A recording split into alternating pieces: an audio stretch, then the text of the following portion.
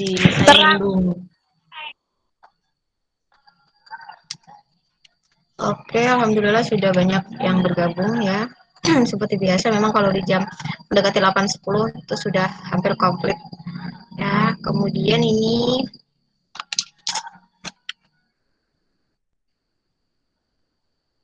yang akan maju ya, itu adalah kelompok terakhir ya, kelompok 13. Kita akan membahas tentang catatan atas laporan keuangan. Jadi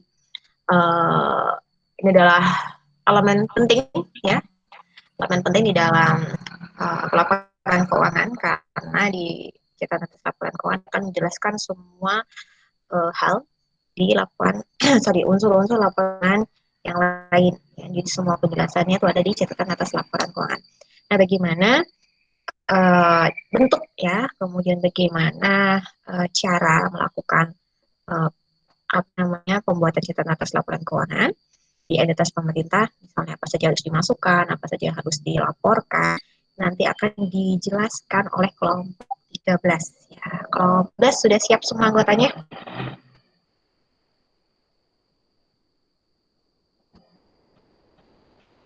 Oh, masih ada yang belum hadir?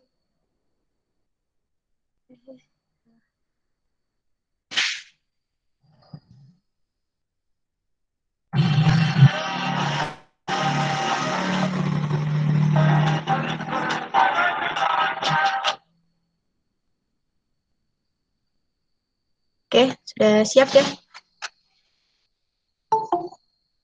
Kalau sudah siap, berhubung sudah banyak juga yang hadir, maka presentasi.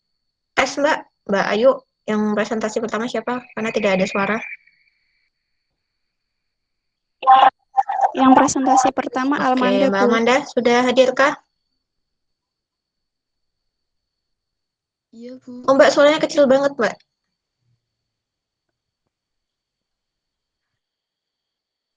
Iya, Suaranya Bu. kecil kecil sekali dibanding sama Mbak Ayu. Suara Mbak mana nggak kedengeran, Bang?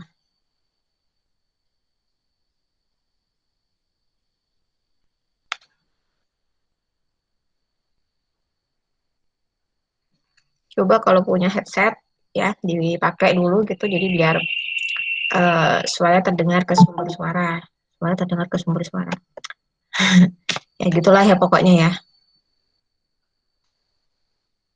Oke, kalau sudah siap ya, maka presentasi materi terakhir kita tentang catatan atas laporan keuangan pemerintah yang akan disampaikan oleh kelompok 13 ya. Jadi silakan kelompok 13 bisa dimulai presentasinya.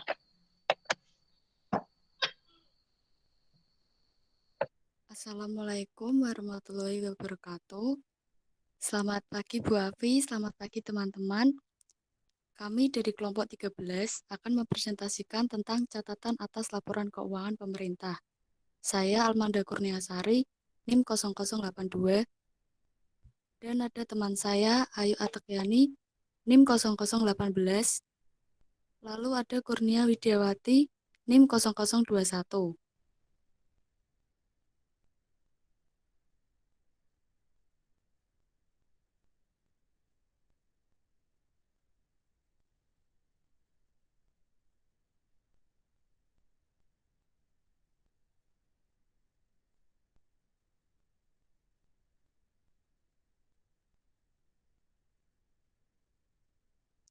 Untuk yang pertama, dalam presentasi hari ini ada 3 pokok pembahasan, yaitu penyajian laporan keuangan yang memadai. Yang kedua, langkah-langkah penyusunan pencatatan atas laporan keuangan. Yang ketiga, pengungkapan laporan keuangan pemerintah. Dalam dalam presentasi hari ini, untuk yang pertama ada pengertian laporan keuangan. Pengertian laporan keuangan yaitu dalam PSAK 1 adalah suatu penyajian terstruktur dari posisi keuangan dan kinerja keuangan suatu entitas. Tujuan dari laporan keuangan adalah memberikan informasi mengenai posisi keuangan, kinerja keuangan, serta arus kas entitas.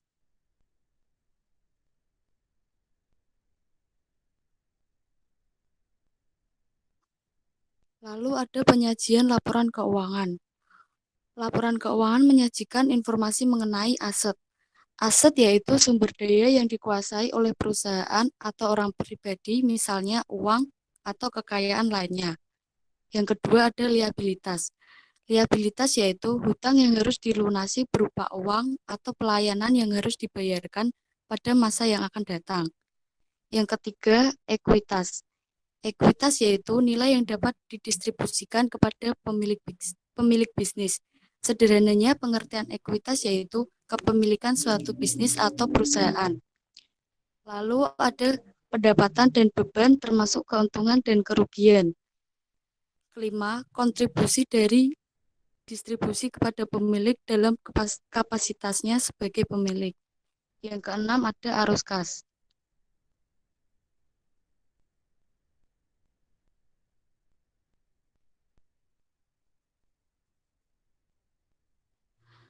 Laporan keuangan terdiri dari laporan posisi keuangan neraca pada akhir periode.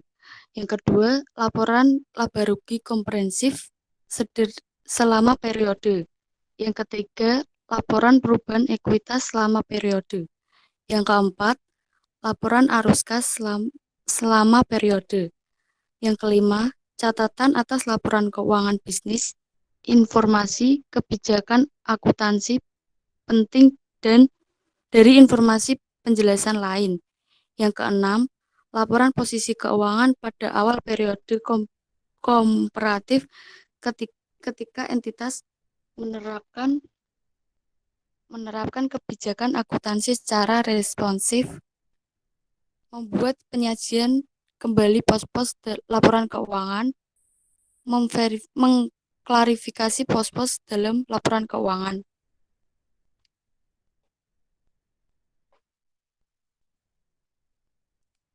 Karakteristik laporan keuangan dalam PSAK 1. Yang pertama, penyajian secara wajar dan kepatuhan terhadap SAK. Penyajian yang wajar mensyaratkan penyajian secara jujur, dampak transaksi, peristiwa dan kondisi lain sesuai dengan definisi dan kriteria pengakuan aset, liabilitas, pendapatan dan beban yang diatur dalam kerangka dasar penyusunan dan penyajian laporan keuangan. Yang kedua, kelangsungan usaha. Laporan keuangan disusun berdasarkan asumsi kelangsungan usaha, mengungkapkan fakta jika terjadi pelanggaran asumsi. Di sini merupakan tugas manajemen untuk membuat suatu penilaian tentang kemampuan entitas untuk mempertahankan kelangsungan suatu perusahaan.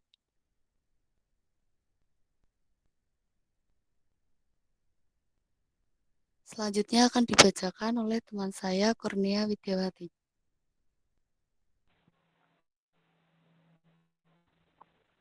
Karakteristik keuangan dalam angka yang 3 adalah dasar akrual. Entitas menyusun laporan keuangan atas dasar akrual kecuali laporan arus kas, di mana adanya perbedaan antara pajak mengakui dasar kas dan akan ada timbul beda waktu dan tetap. Yang keempat, materialitas dan agregasi. Dalam penentuan apakah suatu transaksi perlu untuk kita ungkapkan atau tidak, kita dapat melihat suatu transaksi itu dari material atau tidak. Jika tidak material, kita boleh untuk tidak mengungkapkan transaksi tersebut. Di mana dalam PSAK 1 ini mengatakan bahwa entitas tidak diperlukan untuk memberikan pengungkapan khusus yang diminta oleh suatu PSAK jika informasi tersebut tidak material. Yang kelima, saling hapus. Entitas tidak boleh melakukan saling hapus atas aset dan liabilitas atau pendapatan atau beban, kecuali diisyaratkan atau diizinkan oleh suatu PSAK. Maksud dari kalimat ini adalah entitas tidak boleh menghapus antara aset dengan liabilitasnya, pendapatan dengan bebannya.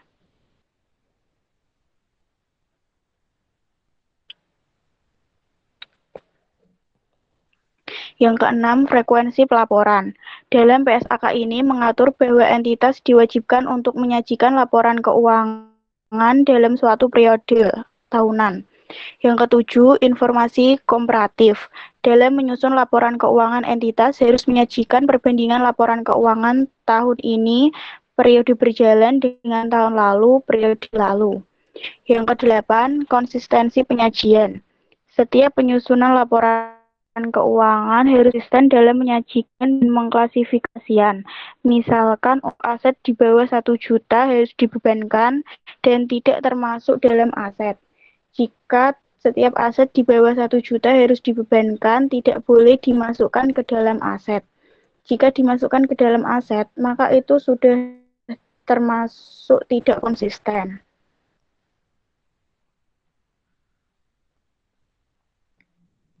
Dasar hukum penyajian laporan keuangan. Yang pertama, pasal 23 ayat 1 UUD 1945. Yang kedua, pasal 30 ayat 1 Undang-Undang Republik Indonesia Nomor 17 Tahun 2003 tentang Keuangan Negara. Yang ketiga, pasal yang menyangkut pertanggungjawaban dari Undang-Undang tentang APBD dan Perda APBD.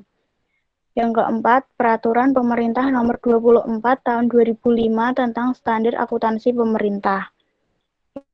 Yang kelima, Peraturan Menteri Keuangan Republik Indonesia Nomor 59 PMK 06/2005 tentang Sistem Akuntansi dan Pelaporan Keuangan Pemerintah Pusat.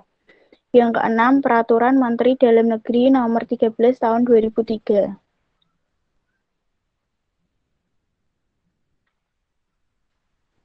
Penyajian laporan keuangan yang memadai. A. Asimetri informasi keuangan negara. Pemerintah pusat dan pemerintah daerah adalah entitas yang mempunyai aset yang signifikan dibanding dengan entitas ekonomi lain dalam suatu negara. Oleh karena itu, dinamika ekonomi dan suatu negara pasti sangat dipengaruhi oleh dinamika perubahan dalam posisi keuangan, operasi, dan arus kas suatu entitas pemerintah. Seluruh perubahan saat ini sudah dicoba digambarkan dalam laporan realisasi anggaran, neraca, dan laporan arus kas. Keberadaan standar akuntansi pemerintah yang mengatur pengakuan, penilaian, pencatatan, dan pengungkapan seluruh transaksi yang mempengaruhi laporan realisasi anggaran, neraca, dan laporan arus kas diharapkan sudah dapat menjembatani antara persepsi para penyaji laporan keuangan dengan para pengguna yang diandaikan berada dalam suatu asimetri informasi.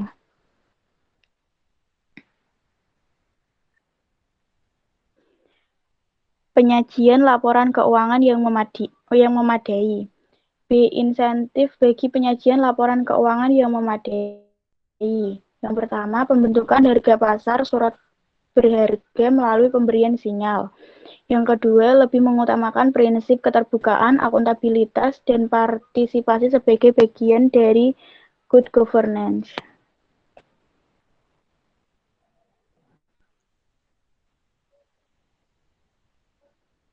Penyajian laporan keuangan yang memadai. Catatan atas laporan keuangan sebagai wujud penyajian laporan keuangan yang memadai. Yang pertama, perubahan anggaran yang penting selama periode berjalan. Yang kedua, kinerja keuangan entitas pelaporan. Yang ketiga, dasar penyajian laporan keuangan dan kebijakan akuntansi. Yang keempat, asumsi dasar atau konsep dasar akuntansi tertentu yang mendasari penyusunan laporan keuangan. Yang kelima, informasi lainnya yang diharuskan dan dianjurkan oleh pernyataan standar akuntansi pemerintah. Yang keenam, informasi yang bila tidak diungkapkan akan menyesatkan bagi pembaca laporan.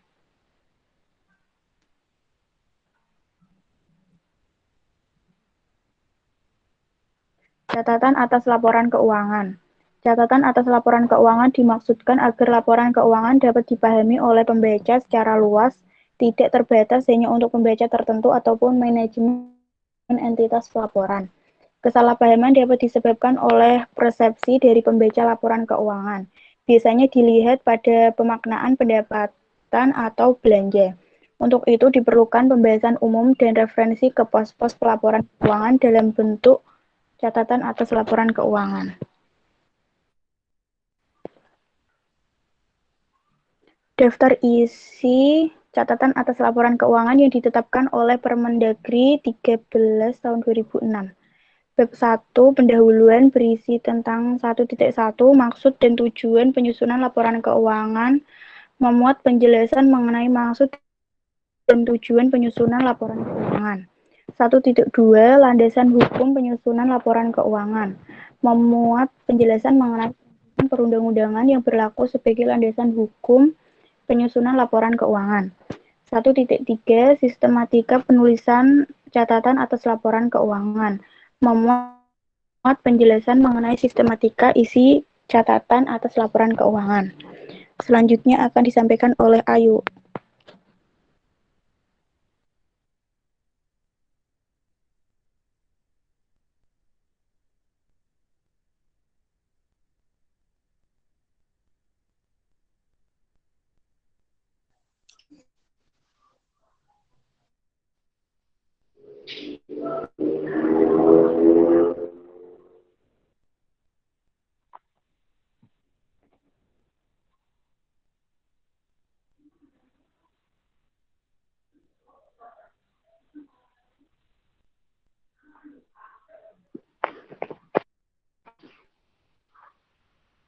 Yang bab kedua, ekonomi makro. 2.1 ekonomi makro. 2.2 kebijakan keuangan. 2.3 indikator pencapaian kinerja fiskal dan moneter. 2.4 indikator pencapaian kinerja program entitas pelapor. Bab ketiga, ikhtisar pencapaian kinerja fiskal dan moneter. 3.1 ikhtisar realisasi pencapaian sasaran kinerja fiskal dan moneter. 3.2 faktor pendukung dan penghambat pencapaian kinerja. Bab keempat, ikhtisar pencapaian kinerja program entitas pelapor. 4.1 ikhtisar realisasi pencapaian sasaran kinerja program entitas pelapor. 4.2 faktor pendukung dan penghambat pencapaian kinerja. Bab kelima, kebijakan akuntansi. 5.1 entitas pelaporan. 5.2 basis akuntansi yang mendasari penyusunan laporan keuangan. 5.3 basis pengukuran yang mendasari penyusunan laporan keuangan. 5.4 kebijakan akuntansi yang berkaitan dengan rekening akuntansi.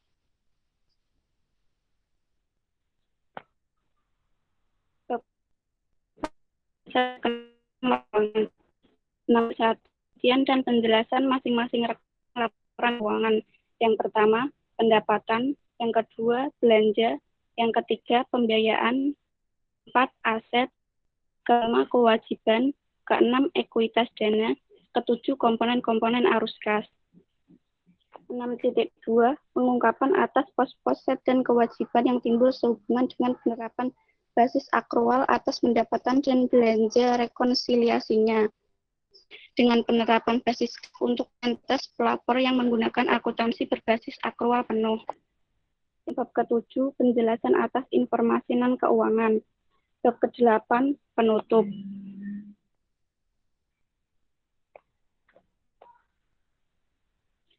Catatan atas laporan keuangan menyajikan laporan keuangan dalam rangka pengungkapan yang memadai antara lain.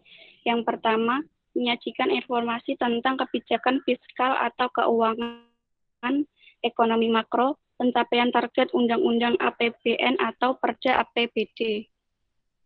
Yang kedua, menyajikan ikhtisar pencapaian kinerja keuangan selama tahun pelaporan. Yang ketiga, menyajikan informasi tentang dasar penyusunan laporan keuangan dan kebijakan-kebijakan akuntansi yang dipilih untuk diterapkan atas transaksi-transaksi dan kejadian-kejadian penting lainnya. Yang keempat, mengungkapkan informasi yang diharuskan oleh pernyataan standar akuntansi pemerintahan. Yang kelima, mengungkapkan informasi untuk pos-pos aset-aset dan kewajiban yang timbul sehubungan dengan penerapan basis akrual atas pendapatan dan belanja rekonsiliasinya dengan penerapan basis kas. Yang keenam, menyajikan informasi tambahan yang diperlukan untuk penyajian wajar yang tidak disajikan dalam lembar muka laporan keuangan.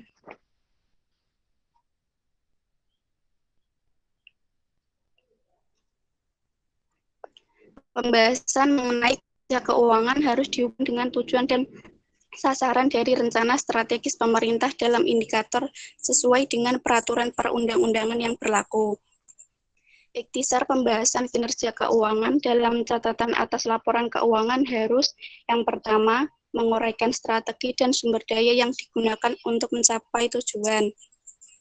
Yang kedua, memberikan gambaran yang jelas atas realisasi dan rencana kinerja keuangan dalam satu entitas pelaporan. Yang ketiga, menguraikan prosedur yang telah disusun dan dijalankan oleh manajemen untuk dapat memberikan keyakinan yang beralasan bahwa informasi kinerja keuangan yang dilaporkan adalah relevan dan andal.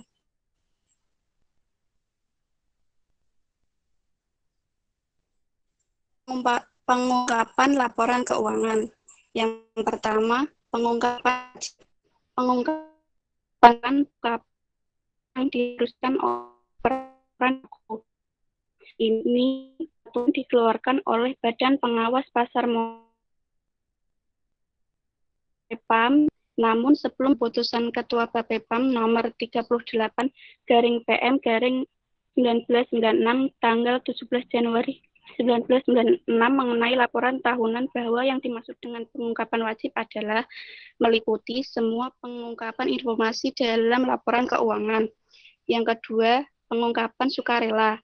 Pengungkapan sukarela adalah pengungkapan informasi yang dilakukan secara sukarela oleh perusahaan tanpa diharuskan oleh peraturan yang berlaku atau pengungkapan melebihi yang diwajibkan. Tujuan pengungkapan laporan keuangan yang untuk menguraikan hal-hal yang diakui dan memberikan pengukuran yang relevan atas hal-hal tersebut di luar pengukuran yang digunakan dalam laporan keuangan. Yang kedua, menguraikan hal-hal yang diakui dan untuk memberikan pengukuran yang bermanfaat.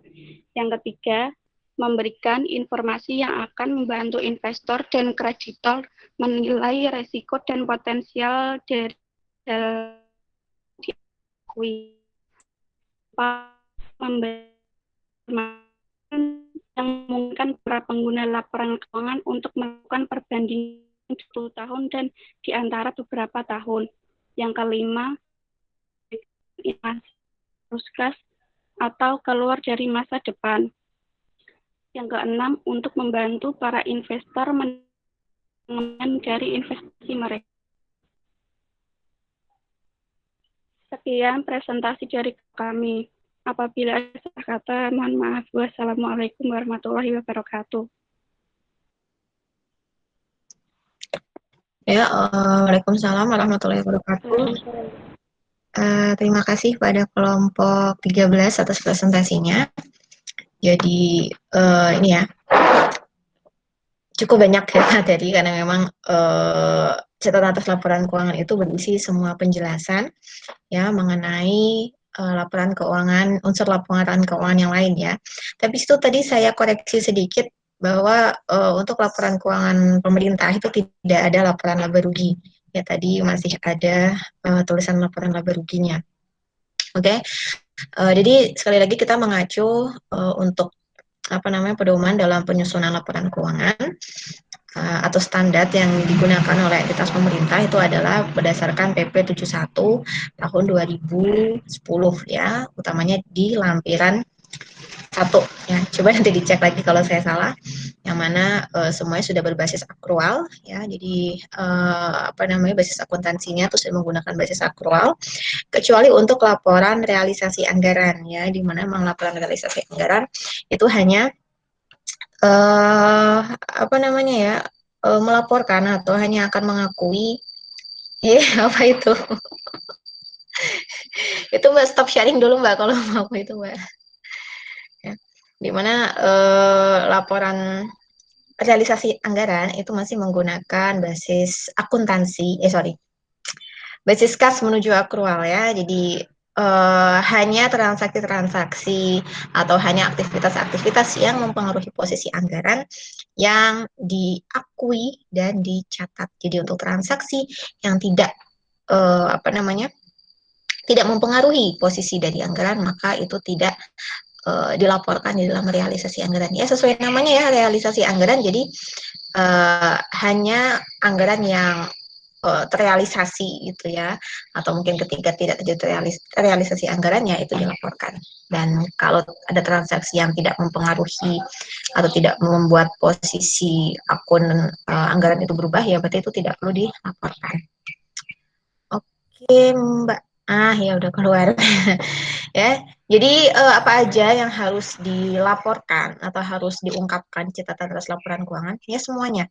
Ya, mulai dari metode standar akuntansi digunakan apa, kemudian metode yang digunakan dalam apa namanya sistem akuntansinya, misalnya metode penilaian apa utang, metode penilaian aset, kemudian bagaimana cara metode penilaian persediaan gitu ya.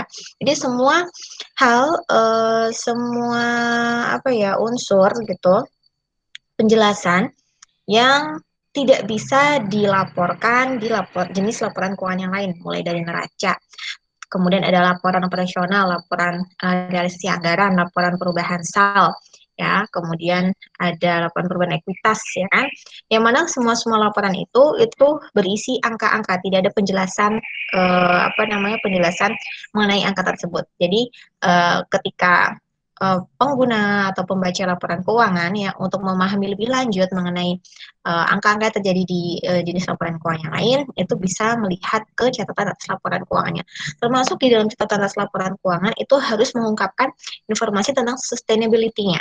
Ya, jadi bagaimana perkembangan atau bagaimana kalau ini di entitas pemerintah ya, berarti bagaimana target pemerintah di yang akan datang, terutama untuk jangka pendeknya juga ya, jadi tahun depan mau seperti apa. Jadi lingkup yang dibahas juga ekonomi makronya, gitu.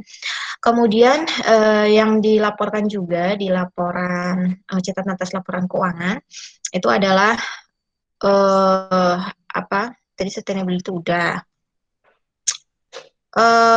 Mengenai kalau misalnya ada perubahan-perubahan ya, misal perubahan kebijakan ya, ini juga sudah kita bahas kan di minggu-minggu lalu.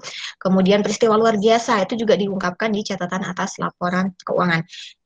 Intinya catatan atas laporan keuangan tuh berisi cerita ya, kalau saya bisa bilang tuh berisi cerita yang menceritakan deskripsi, menceritakan penjelasan lebih lanjut, lebih dalam mengenai semua laporan keuangan yang sebelumnya. Ya, maksudnya sebelumnya itu mulai dari neraca, realisasi anggaran, operasional, perubahan ekuitas kayak gitu ya. Perubahan SAL juga kan. Nah, itu penjelasan lebih lanjutnya itu masuk ke situ. Termasuk misalnya kalau misalnya pemerintah itu ada perubahan metode akuntansi digunakan, itu juga diungkapkannya di catatan atas laporan keuangan. Nah, siapa nih baru masuk? Oke, mungkin itu yang bisa saya sampaikan sebagai review materi kita hari ini ya. Setelah ini silakan Anda lanjut ya ke e-learning. Seperti biasa diskusi, kita ada 9 pertanyaan. Lalu di akhir sesi pertemuan kita ya, saya pribadi minta maaf kalau misalnya selama perkuliahan kita ya mungkin saya ada salah kata, entah itu ketika kita melakukan sesi online seperti ini, atau mungkin saya salah kata ketika Anda konsultasi ke saya, ketika saya mungkin chat di grup ya. Saya minta maaf sama semuanya.